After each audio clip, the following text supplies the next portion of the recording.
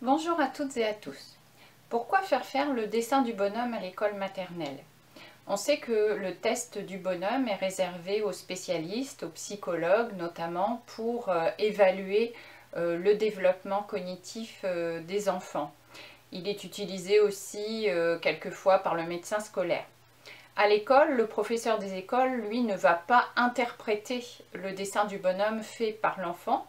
Par contre, cela va l'aider à observer et à se rendre compte des possibilités des enfants, de quelques difficultés, de ses progrès, etc. Je vais donc développer un argumentaire en 6 points en faveur du dessin du bonhomme à l'école maternelle réalisé de manière régulière. Alors, tout d'abord, le dessin du bonhomme permet d'observer, de repérer si l'enfant utilise correctement l'espace-feuille, comment sont ces différents tracés avec le contrôle justement de ces tracés, les trajectoires, les changements de direction, etc.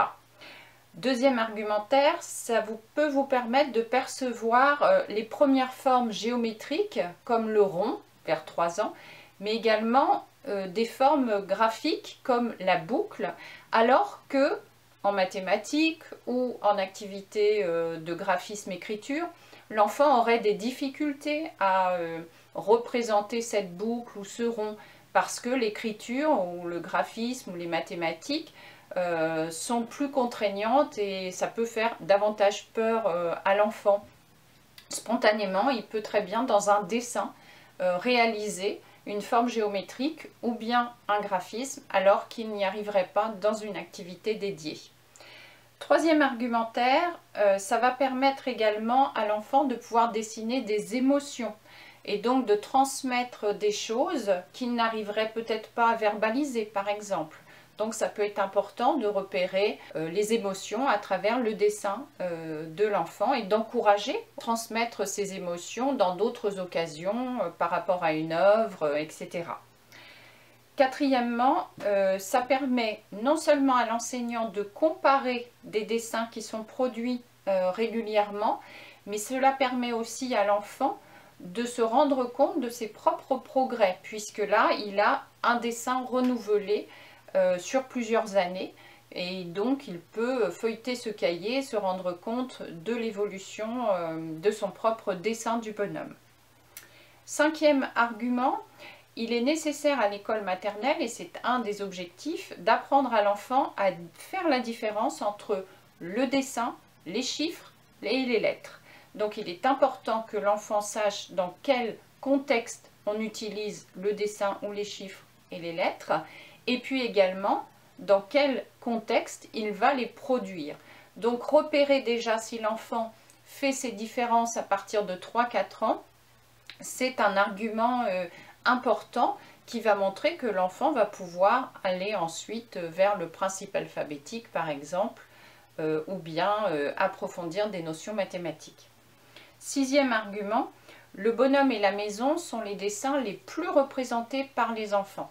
Donc on peut réaliser ce dessin du bonhomme de manière un peu standardisée, on va dire, et de manière régulière. Et l'enfant peut également réaliser des bonhommes de manière libre. Si on a un atelier dessin qui est proposé aux enfants, par exemple, eh bien on aura d'autres occasions d'avoir des dessins du bonhomme, donc dans différents contextes. Un contexte plus imposé qui sera le dessin du bonhomme fait régulièrement, et puis un contexte plus libre qui peut nous permettre d'observer d'autres choses. Alors pour terminer, j'ai souvent coutume de proposer ce dessin du bonhomme, je dirais une fois par mois, donc ça en fait à peu près 10 dans une année de maternelle, de réaliser donc un cahier du bonhomme pour que l'enfant puisse feuilleter ce cahier et donc se rendre compte de ses progrès, et surtout des conditions minimalistes, c'est-à-dire une feuille blanche A4 et puis un crayon à papier. Tout simplement parce que si on offre des crayons de couleur, des pastels, des feutres, eh bien l'enfant va poser une couleur pour en prendre une autre, etc. Et donc ça va saccader son geste. C'est plus simple d'observer le tracé d'un enfant lorsqu'il a un seul outil scripteur comme le crayon à papier, de manière à s'apercevoir par exemple s'il forme le rond en une seule fois, s'il rejoint bien le point de départ et le point d'arrivée, en référence aux travaux de Liliane Lursa par exemple. À bientôt!